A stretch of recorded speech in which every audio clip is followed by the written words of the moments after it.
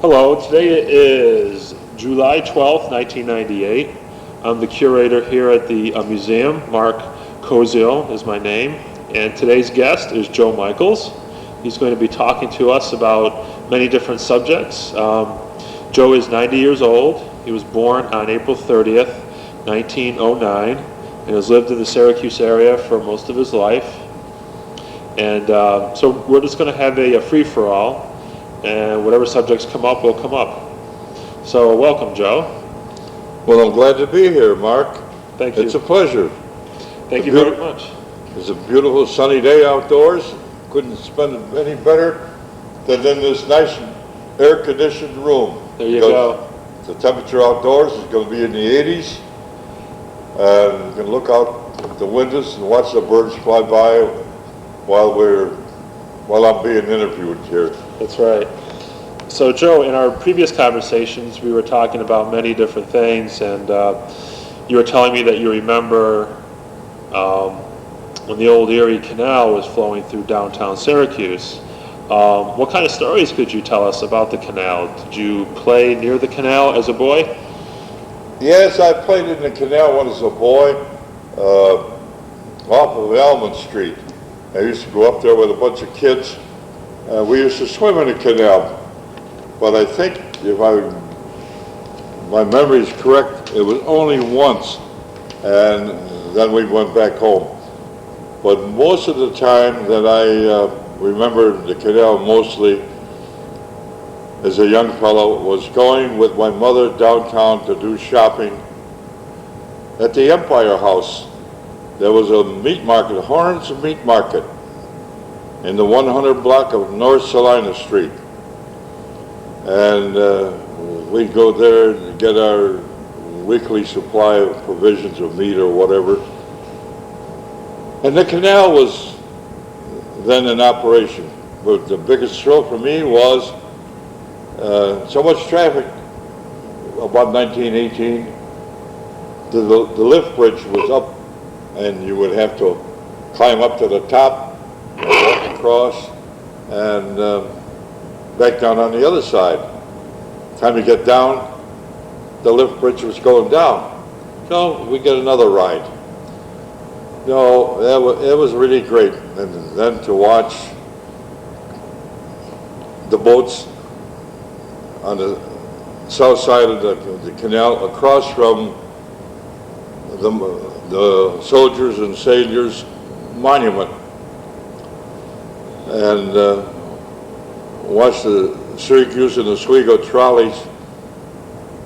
The station was right there, pulling up and getting passengers on. As a matter of fact, that used to supply traffic to the state fairgrounds. If you went to the state fair, you would get off, I believe it was stop 4, then walk across the road over to the fairgrounds. But that's the early days. And the DLNW railroad track, or railroad also had a train. I think it cost either a nickel or a dime to get a ride to the fairgrounds then. One time, I used to be a newsboy, and the corner that I worked mostly on was the 100 block of South Salina Street. My corner was the one that Good Clothes was on. And if it wasn't the canal blocking traffic on Salina Street, it was New York Central Railroad's switch engine. He would be back, I don't know how many times in the course of a day, he would back up. And the object of what he was doing, they were switching cars to make up a train going either east or west. And the railroad station at that time was on Franklin Street. Well, I got on to friendly terms with the engineer. We got it on the terms of being friendly by, I'd wave to him. And after a couple of summers, you did get kind of acquainted.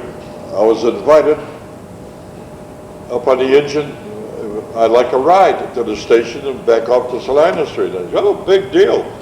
Naturally, being a boy of, what was I think, 10 years, you're going to get on. But you don't sell any papers riding on the switch engine. Right. He says to me, would you like to shovel some coal onto the fire? Uh-oh. Oh, big deal. Again, oh yeah. So, only one shovel I remember. It was too heavy for me. I got up a scoop and went to throw it into the firebox. Half went into the fire and half went on the floor. And I guess the fireman said, that's enough. I'll take care of it. But the engineer just wanted to be a nice guy, that's all. See, he was on the right-hand side of the engine. The engine was backing up. The fireman is on the left-hand side. Okay. And he was backing up through there. But that was 2 summers. And it was a lot of fun. A lot of memories. So would it be safe to say that during the first few decades of the 20th century that downtown Syracuse was very busy? You had to keep your eyes peeled for trolleys and trains and for the canal waters. Of course, with the trains going down Washington Street at street level, you had to keep your eye out, right? Oh yeah. As a matter of fact, I can look out the window here with the City Hall right across, and I can see the street, East Washington Street, where the trains used to go up east and west.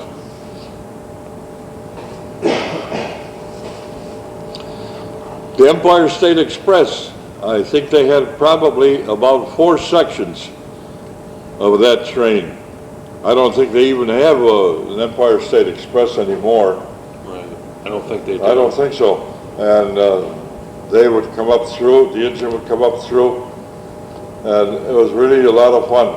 But man, those were coal-burning engines, and it was soot galore, smoke.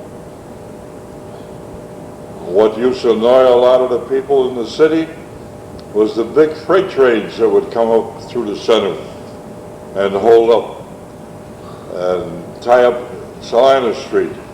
But I was never involved or ever saw a fire engine get held up by a train. Never. Right. Well, that's good to hear. Wasn't one of the first firehouses just down the block here, right next to City Hall? Yes, that was right across from the City Hall was Engine Company number 1. Number 1. I've seen a photograph of that. Engine Yeah. Company number 1. And The very first one was right near City Hall. Well, that would make sense. Just in case the City Hall had any fire problems, they had a fire station right next door to take care of any fire. well, we're very fortunate we don't have any fires. In the old days, all the old houses, or all the old buildings, were all made out of wood.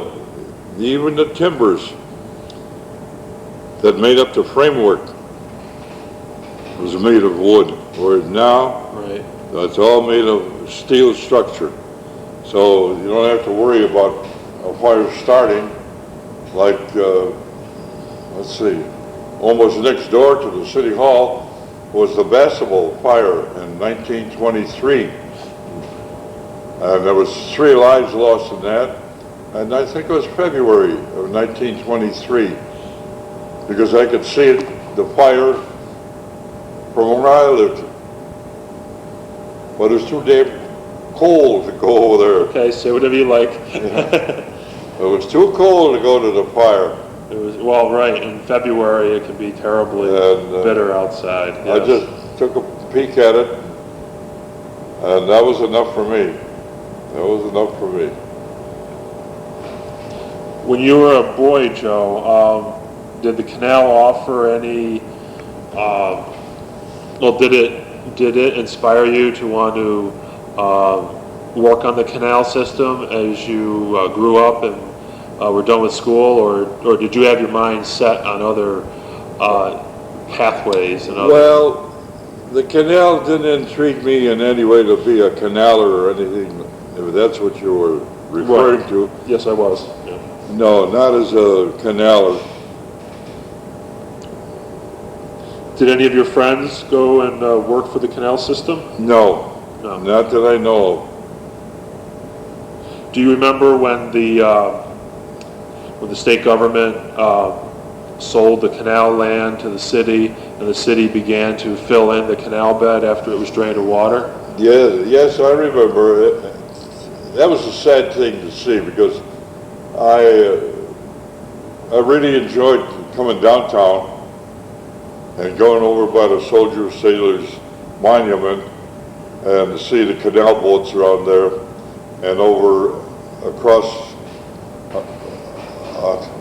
on the offset there, on the wide waters as they call it, all the boats, the barges collecting, unloading freight, that all disappeared. The water was drawn off, and then it began filling it with anything and everything.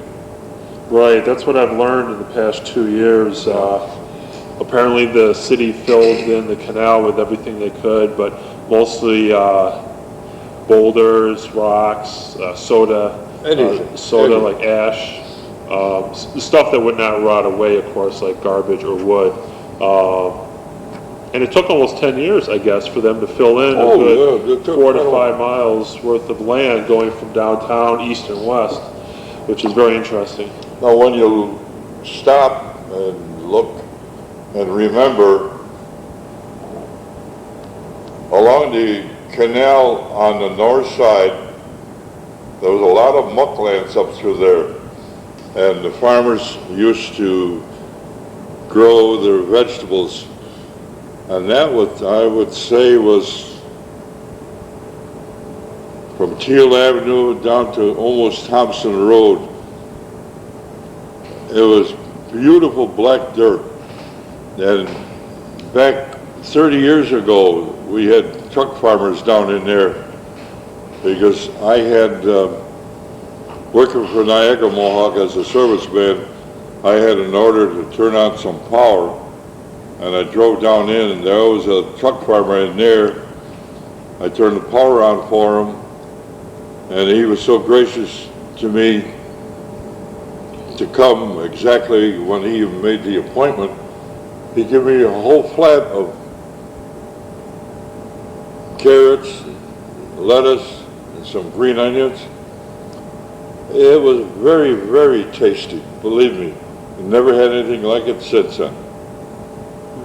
One thing I want to call to mind Sure. is 1917 Labor Day Parade. I'm going to try to look it up and see if it ever happened again afterwards. But prior to 1917, I have a booklet. The 1901 Labor Day Parade. Every year it seems all the different brotherhoods would get together for a large parade. I was in the 3rd grade at Putnam School, where the War Memorial is now.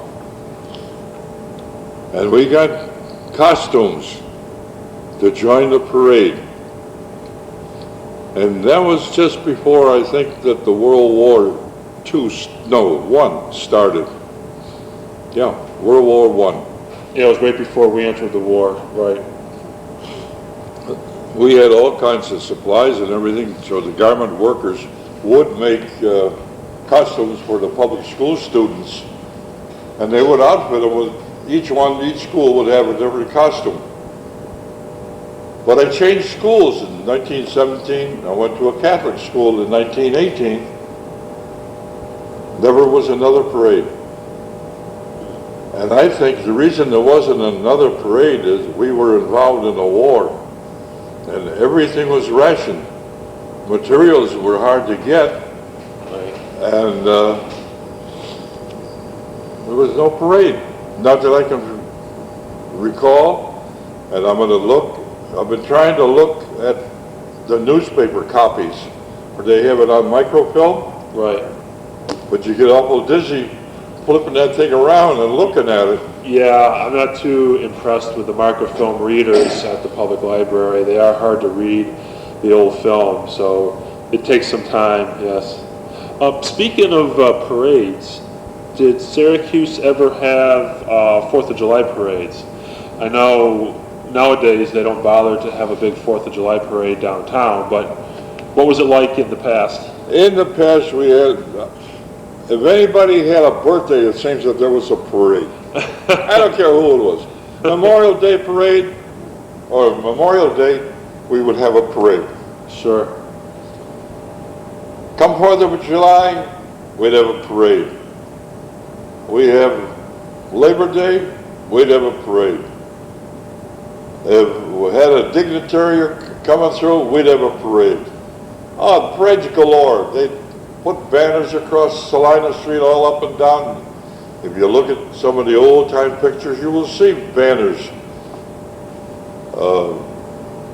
Christmas time, they would have Santa Claus going up and down Salina Street. But as people got older and the younger generation come in, all the hoopla and what we had in the past was gone. You don't have the good friendship today of what we had once upon a time. No, there is no good fellowship anymore. Could it be, I've studied this somewhat in my college courses, but it seems after World War II and the prevalence of the automobile and of course money that was saved during the war by people who worked in factories was then being spent, and of course with the automobile people left the cities to go buy their own to go buy their own homes, so they didn't have to live in downtown anymore. And so therefore the downtowns have changed a lot in the past 40 years. Most people just come to downtown to work 9 to 5, and on the weekends they don't bother to show up unless there's a festival. So it probably could be stated with some evidence that the downtown Syracuse doesn't have too many parades anymore, because most people don't bother to come down here simply because they live 5-6 miles away. That's right. That's right. And it is sad because, like you said, being forced, so to speak, to live in downtown because you didn't have a car and you had to rely on public transportation, because you were in downtown, that would make you learn to know your neighbors and to know the local butcher and baker and so forth and so on, right? Right. I don't have the figures, but a short time ago, I gathered the information of all the different residences that were on from Adams Street up here to Tennessee and James Street. All different apartments. There isn't any anymore. We used to, downtown was grocery stores. The Mohicans had 3 stores. One Mohican store was in the 400 block of South Salina Street. Another Mohican store was on the North Salina Street over by Knoxon Street. That street's not there anymore. There is a street there, but it's, our newspaper took it up. That's Harold Place, that's right. Oh, okay, right. And then there was another Mohican, I believe it was East Fayette Street. So the people that are living downtown had places to go to shopping. And I don't care what Saturday you came downtown, there was people shoulder to shoulder. You could go downtown today and you can shoot a bowling ball down and you won't hit nobody. And then you wonder why downtown is dead. Right, it's certainly the 20th century has seen a lot of changes for downtown Many Syracuse, with the trains first being on street level, and of course the canal boats traveling west to east, going through downtown, and then those two things ended. Trains were pushed north of here, and they were elevated, which was probably safer, right? You didn't have to worry about getting yourself killed just walking downtown. You didn't get... Well, there probably weren't too many casualties, were there, from people getting hit by the trains?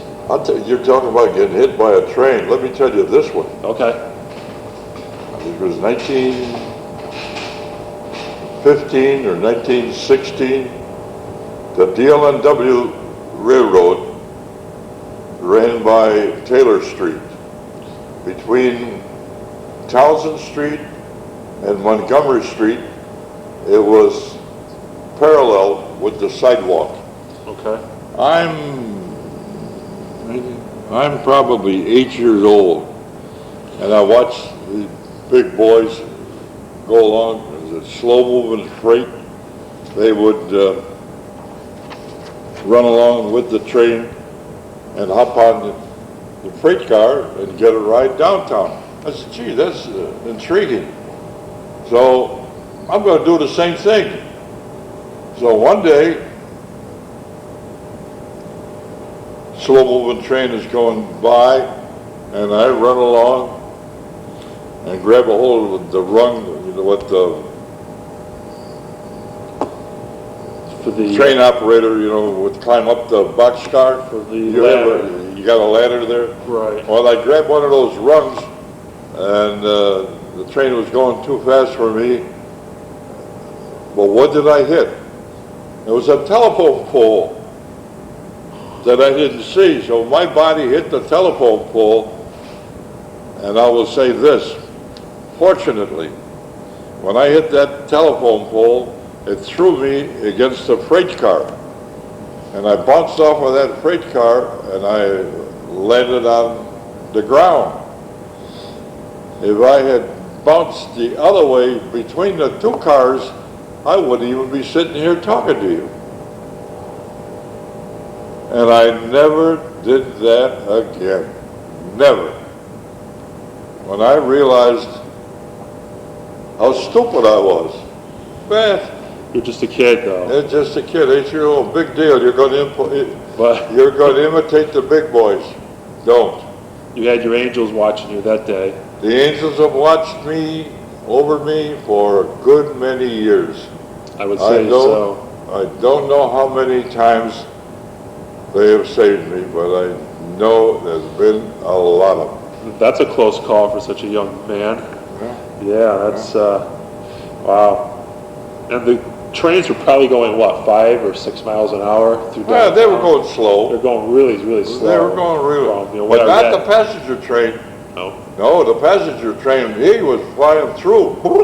Really? Oh, he blew, well, you had a watchman at every crossing. They closed the switch out. Oh, you always had a guard. Did each of the streets have a, those stop bars? I don't know what you call them. It's the railroad crossing bars. The railroad crossing, you have a cross arms. The cross arms. That you push down and they block off. Oh, okay. In those days, they had a cross arm, as you said, I don't know what they call them, but he'd operate and put it down. Oh, that's good. And the traffic would have to stop until the train went by. But they did that for every train. Didn't make any difference if it was a freight or a passenger train. But that passenger train from Binghamton is the one I remember. We used to race it in 1923. I went to Croton School, and most of us had gone to Jackson School that only had a 7th grade. In order to get into the 8th grade, we had to go to Croton School. So now we are going back into our own neighborhood for lunch at home. So we used to walk down. And then all of a sudden we realized one day, hey, the railroad engine from Binghamton, or the train from Binghamton is sliding down. Let's beat them to the crossing. And there must have been about 8 of us. And we'd run like hell out of school and get over there, and I don't know how many times the engineer would, woo, woo, woo, woo. One kid stumbled on a track and he fell. It was not the track that the engine was on. It was a dummy track, this side of it, and he was screaming like hell, "Save me, save me." I'm telling you. Then we were, hey, I'm 15. He goes, yeah, 23, and I was 8, yeah, 15. We knew better. But again, the folly of youth. That's right. The folly of youth. Well, you're learning, you don't know better. And You don't know. With any luck, nothing bad will come out of it. But just a good lesson and no physical harm. That's right. Yes, this is true. Your day is already marked when you're born and when you're going to go. Believe me. Is that what you believe in? I believe it. I believe that sometimes too. I believe it. Yeah. It seems like we are predestined to live a certain amount of time.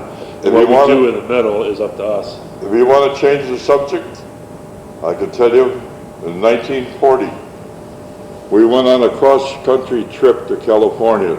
Yeah. Then we went into Yosemite National Park.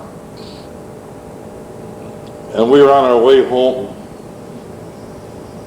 And Yosemite National Park had another road that you could go up. It was, I think, Tioga Pass. And you would go down through that, over that mountain into Moon Lake. So we looked at the map, sure enough, we went up, and it was a gravel road. And we started down up, I think it started, the height of the mountain was probably somewhere between 7,000 to 8,000 feet. It was not a paved highway, but it was really always taken care of. And it was smooth, but there were always signs around, watch out for rocks, fallen rock. So we're going down, we're driving, and there's a rock in the middle of the road. And I can't pull to the left, I can't pull to the right. There's no guardrail to the right. It's a drop about anywhere from 1,000 to 1,500 feet. If I turn to the left, I got the mountainside. So I go to straddle it. I straddle it all right. I knock off the oil plug. And I lose all my oil. Because I could see it out of the rear view mirror. So what do? I stop in the middle of the road. There's no traffic. I'm all alone. And I don't dare run the car because I'll burn it out. So I just coast down the mountain, back and forth, winding the side of the mountain. And make that the foot brake works very nicely and never. Finally, I got down to the bottom of the mountain. What am I going to do now? I got my wife, my mother-in-law, and my 3-year-old daughter in the car. But I look up above and I see a telephone wire going through the woods. So I go over there, find a cabin, and call a garage, because I belong to the AAA. And they came out and towed me into Moon Lake to the garage. He says, that happens all the time. This happens all the time. We've done it to many. We had to stay overnight, and he welded on another plug. But you will find today that the oil plugs are not on the bottom anymore. They're on the end of the pan. Oh, really? See, they're tapered off. Evidently, the engineers learned a lesson because it protruded down. Boom, got knocked off. That's a good point. And Yeah. we stayed overnight. I still have the receipt. Would you be surprised that if I told you the repair bill on that was only $9 in 1940? The hotel or motel to stay overnight was $5. For four Dirt cheap. people. 4 people. 4 people. $5. Three grown-ups and 1 child. One Yes. child, no problem. Wow. So again, somebody upstairs was watching out because I did see cars down in the canyon, down in the gorge. Oh, that had fallen off the cliff? That had fallen off. Oh my God. Yeah. That's terrible. That's Tioga Pass. So that was 1940, right before we got into the war. Yes. One of the last summers you could do that. You could go out and travel the country free of, of any government problems. Of course, by 42, And that's the summer that was different. that the Pacific Fleet was lost in the Pacific Ocean. What happened? They circumvented around Japan. Yeah. Nobody knew where they were. And they were out on an exercise. Evidently somebody was... That was at our fleet? That Our was fleet. U.S. fleet? Yes, Oh. the battleships, the Arizona and all of them. Really? They look it up in the microfilm of the newspapers of the day, and it'll be in the month of June. Pacific Fleet is lost. Do you think they were on a spy mission? No, I don't know. They were out on an exercise. Yeah. They were... Whoever thought that Japan would come out there with an air force to do what they did at Pearl Harbor? Yeah. Right. It was pretty much far-fetched because That's right. of a lot of reasons. It was just like Doolittle flying from Alaska to bomb Tokyo from a battleship or an airplane carrier or whatever. I don't know. That's right. Yeah, he flew from one of the aircraft carriers right to Japan and then landed in China. Wow, that's interesting. Well, we've gone from A to Z.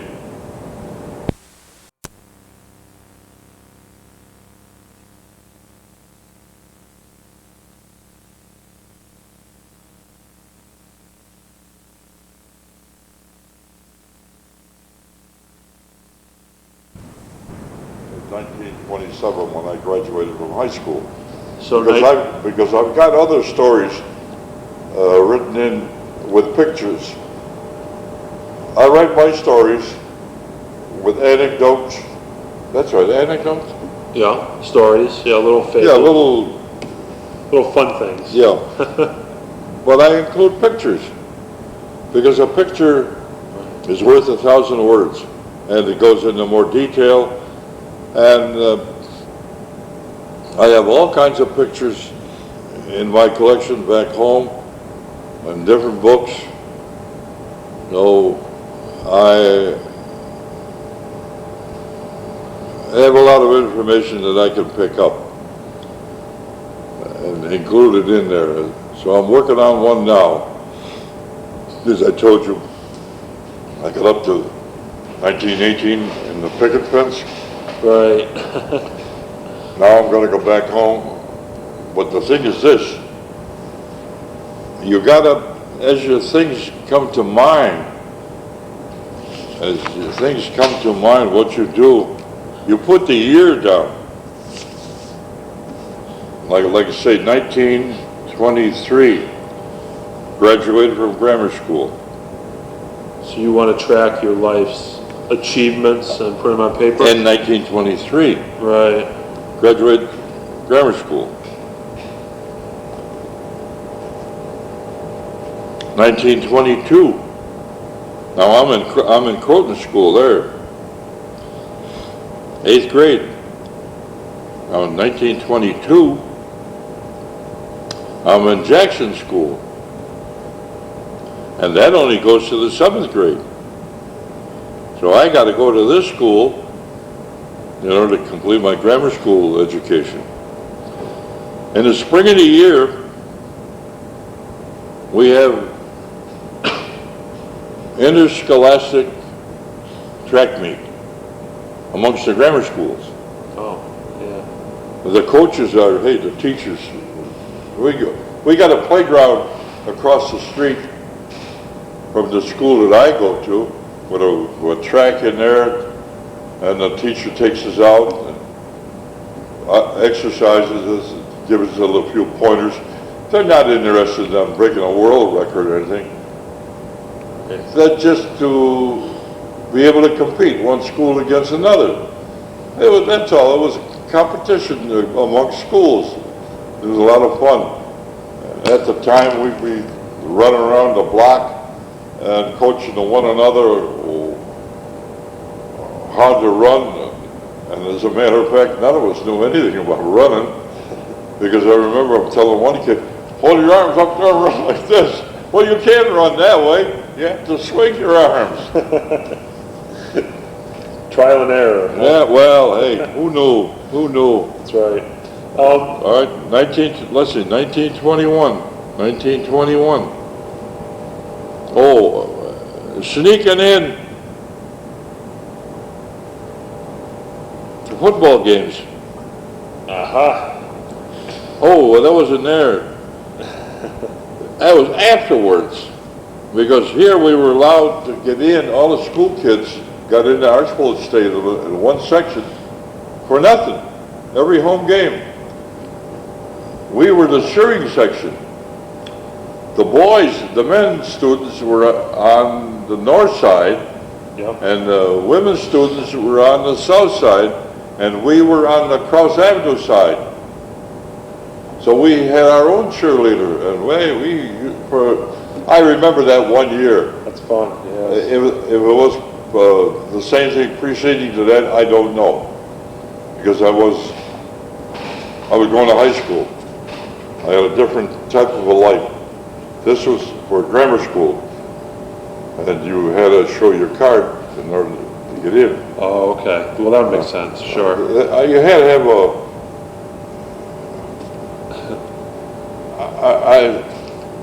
anyway, they weren't too strict. They could tell whether you were grammar school or older kid. Right. And anyway, it was for free, and you only went into a certain section. So you put that down, and this is how I plot my thoughts of what I'm going to talk about. No, that's a good way. Yes. Because there was Yates Castle, and this was a real castle. It was a real castle. Right. Because I've seen photos of it. Yes. It's too bad they tore it down. It would have been a beautiful. A man made thousands. He was a millionaire, and the castle was built on a rock just like that, like the city hall. And it's local limestone.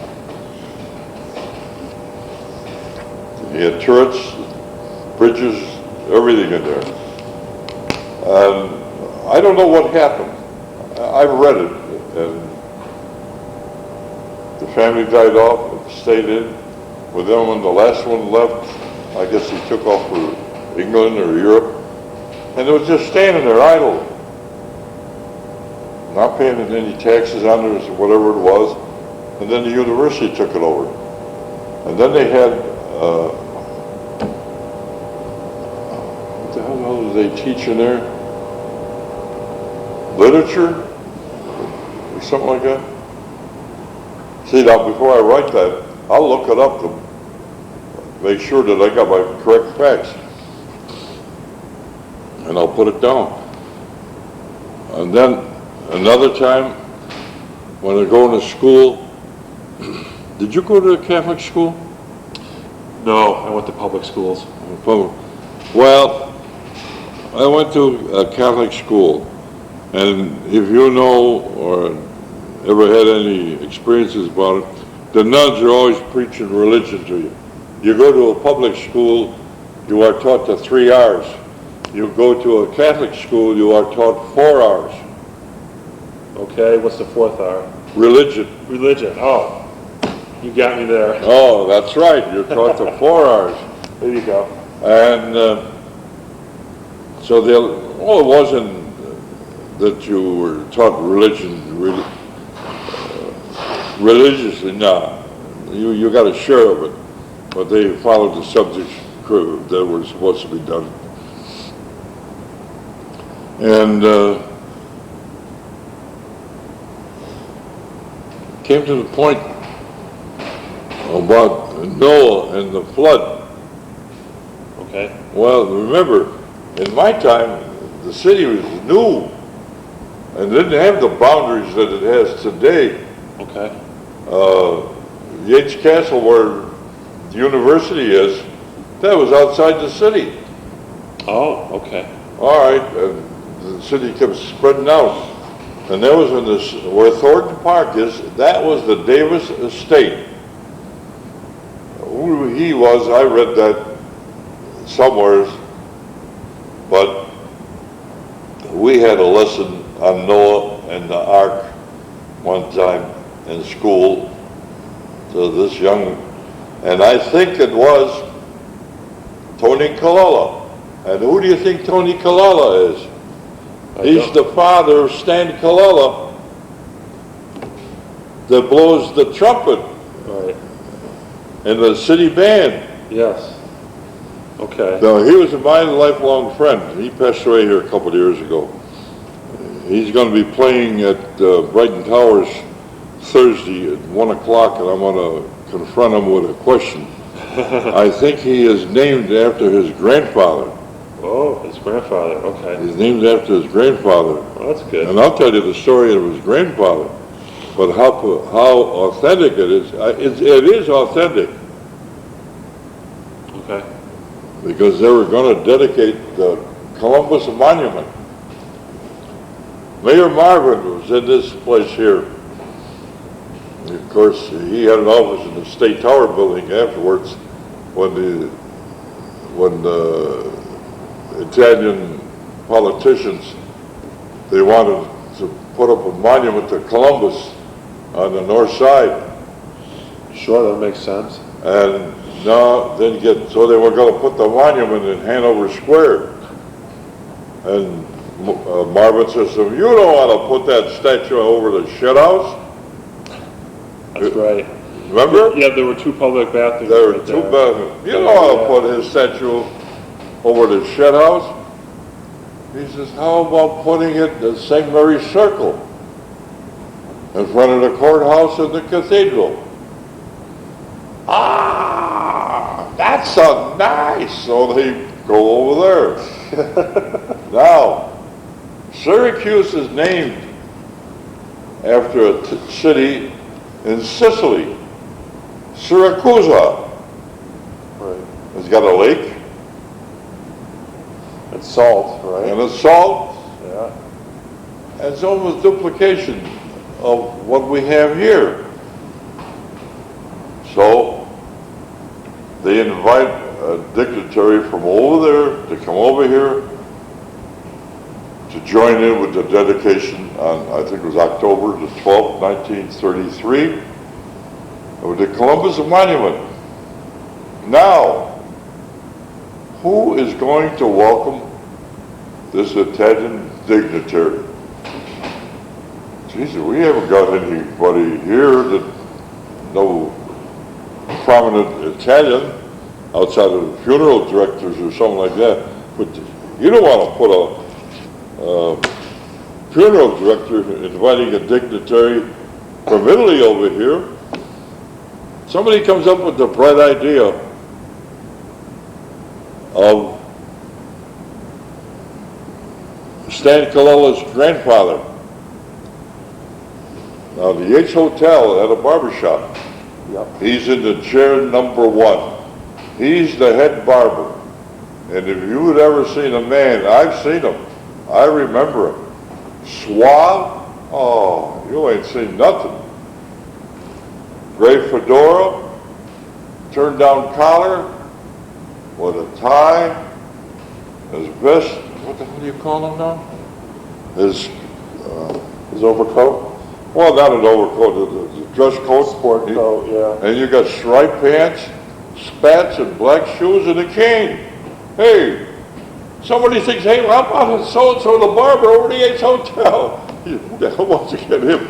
But he looks like a mayor. Or That's right. He put on the act that was perfect. Perfect. So they got him, and he put it on. Ask Mario Rossi. Okay. Ask Mario. You ever get to him? No. Oh, ask Mario Rossi. Okay. He is related to him. So this is 1933. Yeah. Okay. That's when, and it went beautiful. No flaws.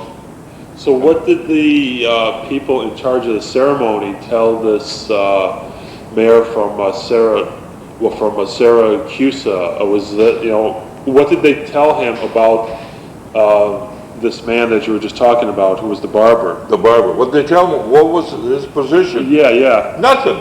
They didn't tell him anything. They didn't tell him anything. They just presented this a very prominent Syracuse citizen. And you look at him, hey. Sure. He looks like the mayor's son or something. He looks like the governor. And so he swallowed it. You just don't, in the case, when you're trying to fool somebody, don't talk too much. The less you say, the better off you are. Because you'll blow it. You'll say something, and you'll screw up the whole thing. Screw up the whole thing. Oh, that's why a picture is worth 1,000 words. You look at, who the hell is that guy in that picture? Man, he must be the Duke of York. No, that's the barber in the Yates Hotel. See? But you can get away with it. I love it. That's a great story. Yeah, you can get away with it. That's, I won't say it was a farce. No. Nobody's trying to... no one got hurt. Nobody got hurt. But they wanted to meet this dignitary from Sicily, right, in a nice, friendly way.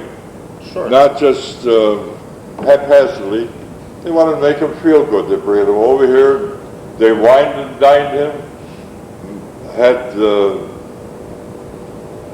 Stanley, I think his name was Stanley. I'm going to ask him. Stanley Kalala. Stanley Kalala is a prominent citizen of the city of Syracuse. And never asked, never went. You got to be, I'm not a, what would I help?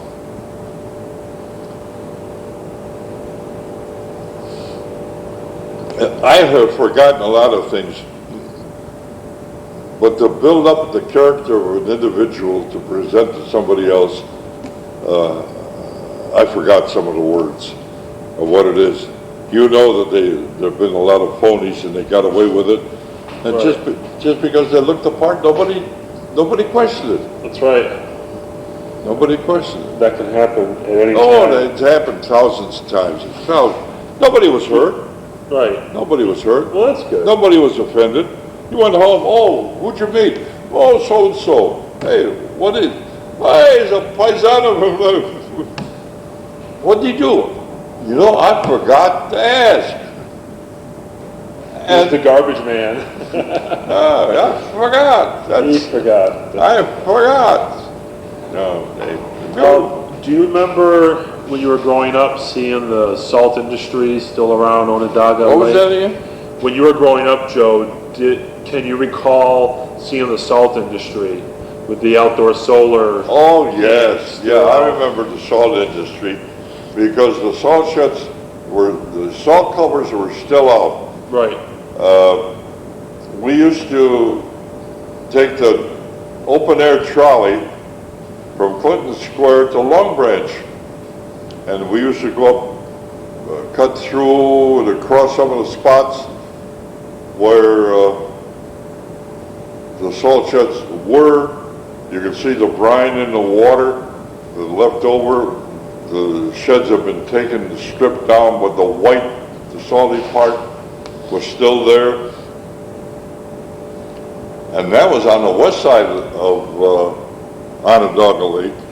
But on the east side, they still had salt sheds, because as you drove up old Liverpool Road, starting at, how's this street, first one?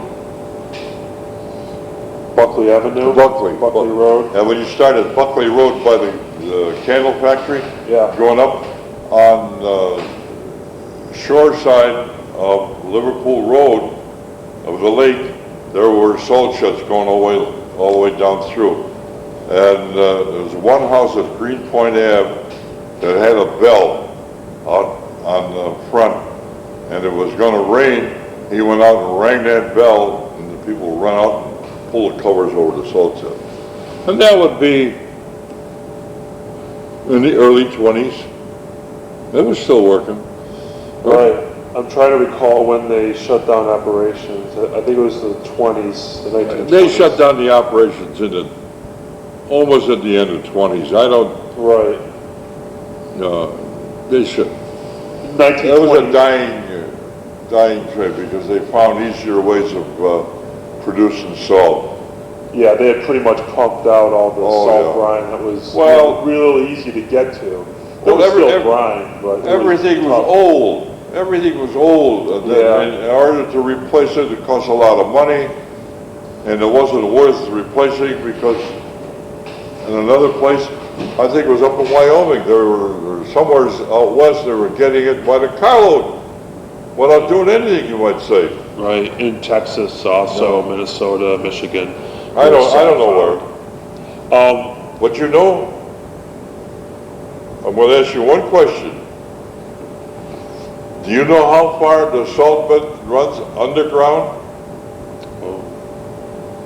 It runs from this area here all the way to Detroit. And Detroit has salt mines. I don't have the book on the history of Detroit. My daughter lived in Detroit, and my son-in-law picked up the book for me. I don't know whatever happened to it. And it was on the front portion of it. It did speak about having salt mines in the city of Detroit. So the salt brine underground really spreads a long distance, many, many miles. Oh, definitely. Wow, that is a long distance. Yes. Oh, yeah. Do you remember if the salt works area had a very pungent smell to it, or was there no smell? There was a peculiar odor, but it wasn't offensive. It was not offensive. It was okay. Well, I really couldn't tell you. If I smelled it, I'd know what it is. It'd be familiar to the odor. That's right. That's right. That happens a lot. Do you remember the willow basket industry up in Liverpool? Did you remember seeing the willow baskets? Yes, I saw the willow baskets. Those in my youth. Well, when I was in my 20s and 30s, there was a place in Liverpool that made baskets. They were always hung up on the front porch there for sale. And the willow business in Liverpool was a lot of it, because they'd go out and strip willows. Yeah. It was a tricky trade. I worked with a guy at the steel mill whose father stripped willows. I went up to see him one year, and it was fascinating. But I've gone up Route 57 up through there. It's changed. I wouldn't know where the hell it was. No, totally different. Yeah. It was a big business in his day, and also in those days, you was able to go frogging. You get frogs galore. Did you ever eat frog legs? Oh man, what a delicacy! Are they good? Oh man, you like chicken legs? Sure. Same thing. Same thing, huh? Only tastier. Only tastier. But there's not much of them. Right. Not much meat. I used to go out with my My father-in-law was a frogger. And what do you think he used for a weapon to get a frog? A barrel stave from a beer barrel. It would be cut out like a paddle, and you know it's curved. Right. Bro. Pow! You got a frog. Throw him in the pail, and with a nail, get into the crotch there, and pull up the legs, throw the body away. Uh-huh. Sounds like a good time had by all. You knew Frank Thompson, didn't you? Pardon? Did you know Frank Thompson? Yes, I knew Frank Thompson, but very briefly. Okay. Just as I wanted to get acquainted with him, the guy ups and dies on him. Okay. No fair.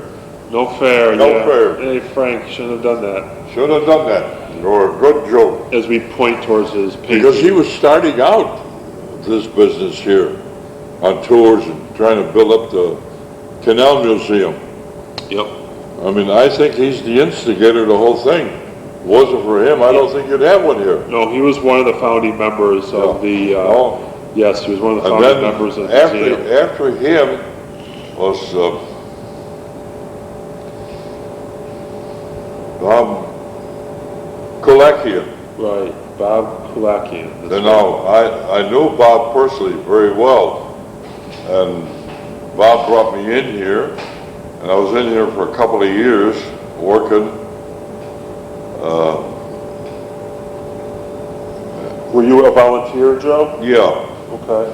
I was a volunteer here, and I was working on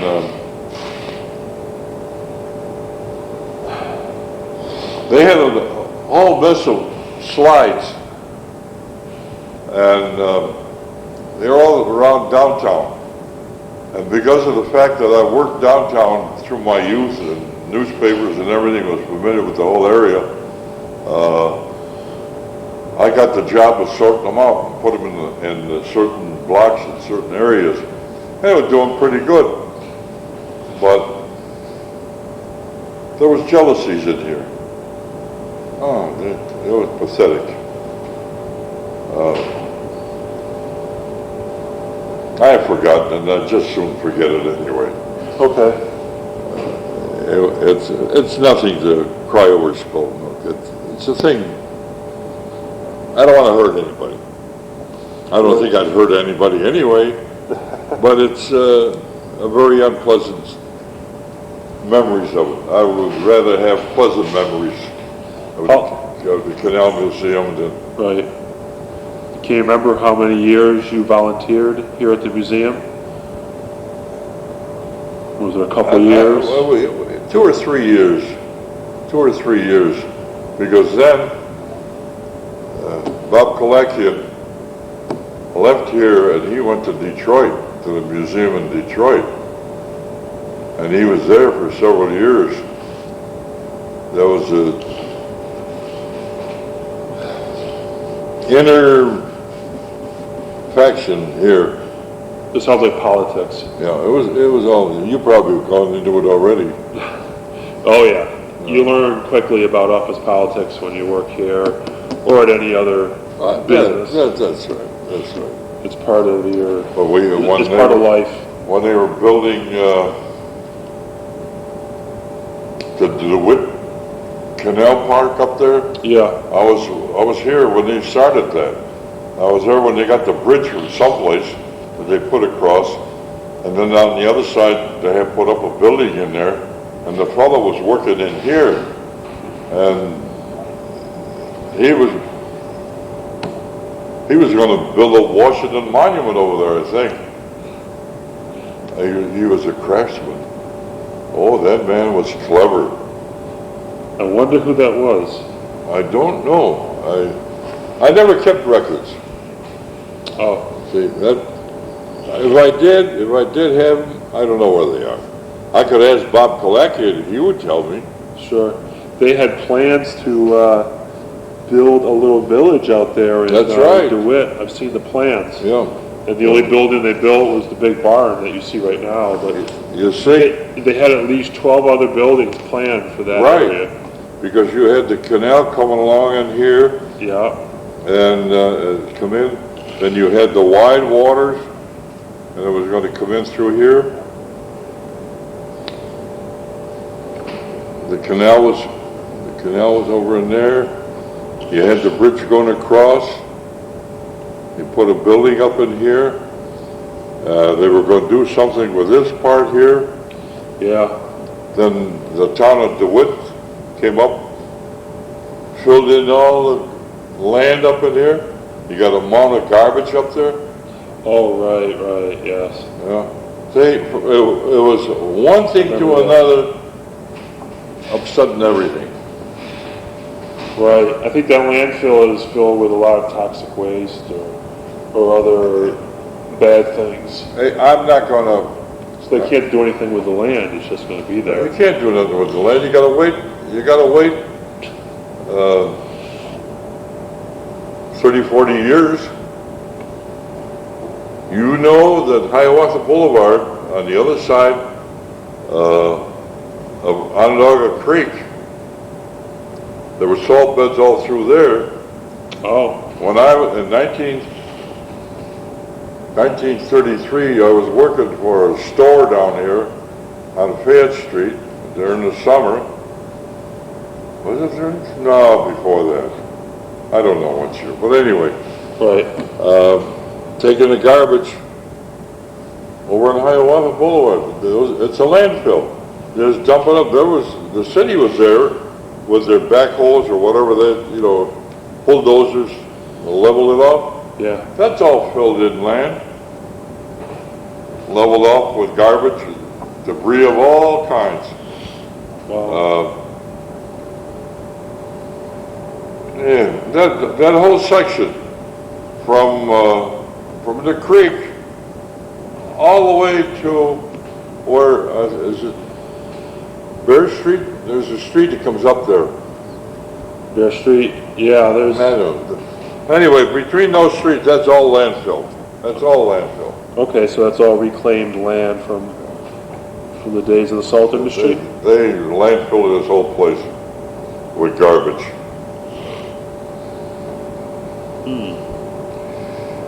So what now?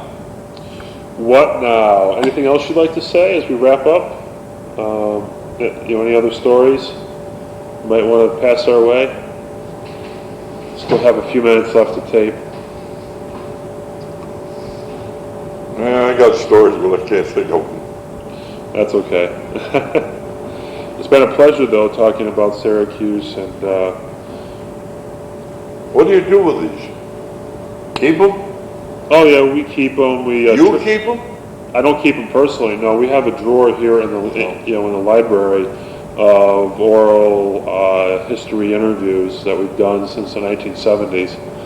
They're usually transcribed by like either a volunteer or one of our interns, and then we just use them in future projects. Could be like with exhibitions or publications, things like that.